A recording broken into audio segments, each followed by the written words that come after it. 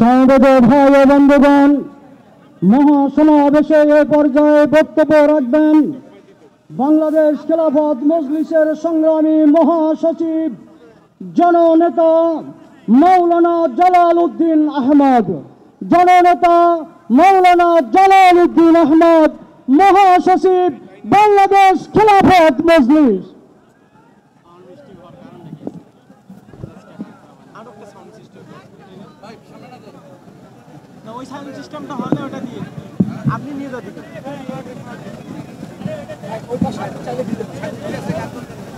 আসসালামু আলাইকুম ওয়া রাহমাতুল্লাহি ওয়া বারাকাতুহু।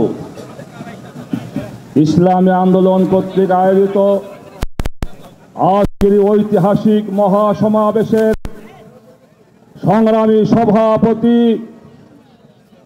বর্তমানে বাংলাদেশে ইসলামী সমাজের ঐক্যের প্রতীক হযরত মাওলানা মুফতি সৈয়দ রেজাউল করিম পীর সাহেব চরমনাই, উপস্থিত জাতীয় নেতৃবৃন্দ, উপস্থিত সাংবাদিক ভাইয়েরা এবং ইসলামী আন্দোলনের নেতাকর্মী ভাইয়েরা, আমি সর্বপ্রথম আমার দেশের আমির আল্লামা মামুনুল হক আপনাদেরকে সালাম দিয়েছেন, সালাম পাঠিয়েছেন।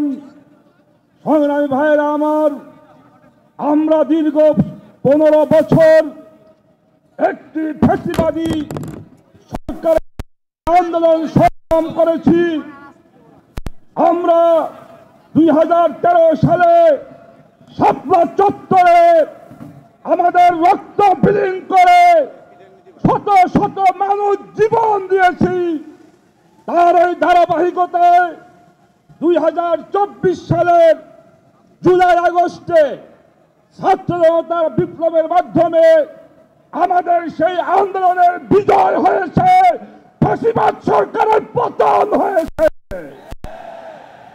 দ্বিতীয় কথা হলো, আজকে বাংলাদেশে অনেক জায়গায় মব জাস্টিস আমরা লক্ষ্য করেছি এবং চাঁদাবাজ দখলবাজ চলছে আমরা লক্ষ্য করছি। পরিষ্কার বলি, ইসলামী আন্দোলন সহ এদেশের সকল ইসলামী দল মব জাস্টিস চাঁদাবাজ দখলবাজকে স্বীকার করে না, আমরা তীব্র নিন্দা করি। কিন্তু এই মব জাস্টিসের ব্যাপারে আমাদের সরকারেরও ব্যর্থতা রয়েছে।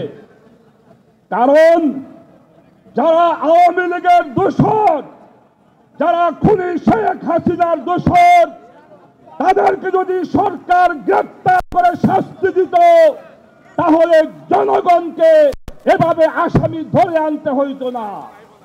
এজন্য বর্তমান সরকারকে বলবো, অবিলম্বে শক্ত হাতে মব জাস্টিস দমন করুন, চাঁদাবাজ সন্ত্রাসবাদ দমন করুন এবং খুনি শেখ হাসিনার দোসরদেরকে গ্রেফতার করে আইনের আওতায় সুপর্দ করুন। সর্বশেষ কথা হলো, বর্তমান সময়ে দেশ ইসলাম রক্ষার জন্য, দেশের স্বাধীনতা রক্ষার জন্য ইসলামী শক্তির ঐক্যের বিকল্প নাই। তাই আজকে আমি আহ্বান করব, আগামী জাতীয় নির্বাচনে সকল ইসলামী দল ঐক্যবদ্ধভাবে নির্বাচন করবো ইনশাআল্লাহ। সবাই ধন্যবাদ জানিয়ে আমার বক্তব্য